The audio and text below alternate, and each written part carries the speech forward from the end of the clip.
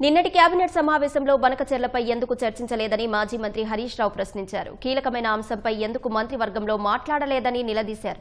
సిద్దిపేట జిల్లా దుబ్బాకలో మాట్లాడిన హరీష్ రావు ఈ ఏడాది 65 టీఎంసీల కృష్ణా జలాలను వినియోగించుకోకుండా ఆంధ్రప్రదేశ్కు వదిలేశారని దుయ్యబట్టారు. సీఎం రేవంత్ రెడ్డి, ఉత్తమ్ కుమార్ రెడ్డి అబద్దాలతో పాలన సాగిస్తున్నారంటూ హరీష్ రావు ఆగ్రహం వ్యక్తం చేశారు. కృష్ణా నదీ జలాల్లో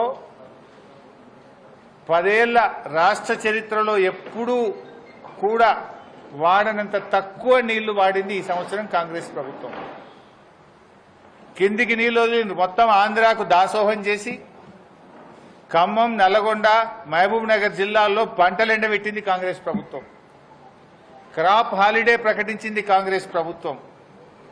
ఈ సంవత్సరం మనకు తాత్కాలిక కేటాయింపుల ప్రకారం ఇచ్చిన నీళ్ల కంటే 65 టీఎంసీల నీళ్లు తక్కువగా వాడిన చేతగాని దద్దమ్మ ప్రభుత్వం కాంగ్రెస్ ప్రభుత్వం.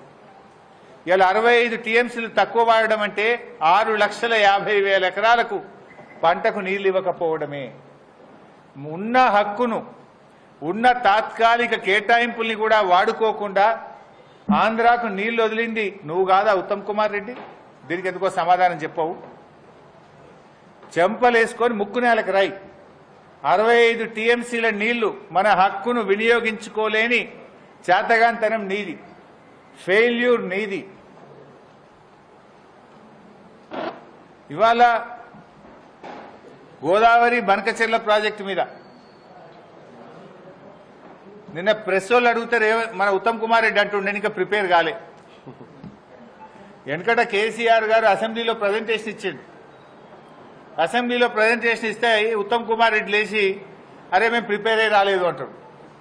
ఏది అసెంబ్లీలో మాట్లాడమంటే మైక్ ఇస్తే స్పీకర్ గారు నేను ప్రిపేర్ అయ్యి రాలేదని లేచిపోయింది ఆ రోజు అసెంబ్లీలకి.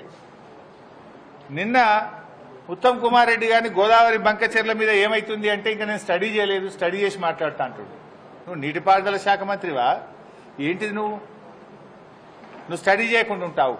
స్టడీ చేయలేదంటే నువ్వు ఎంత బాధ్యత రహిత్యంగా ఉన్నావు.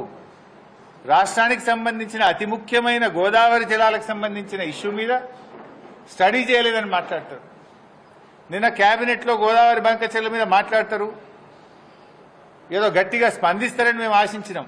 టైం దొరకలేదట, నెక్స్ట్ మీటింగ్లో మాట్లాడతారట. పేపర్లలో ఏమొచ్చిందంటే గోదావరి బంకచెర్ల మీద మాట్లాడడానికి టైం దొరకలే, మళ్ళా మీటింగ్లో మాట్లాడతారట. అంటే రాష్ట్రానికి సంబంధించి ఇంతకంటే ముఖ్యమైన అంశం ఇంకోటి ఉంటుందా? ఏం మాట్లాడినరు 5 గంటలు? కమిషన్ల గురించో, పర్సంటేజ్ల గురించో, హైకమాండ్కి పంపే మూటల గురించి మాట్లాడుకున్నారా?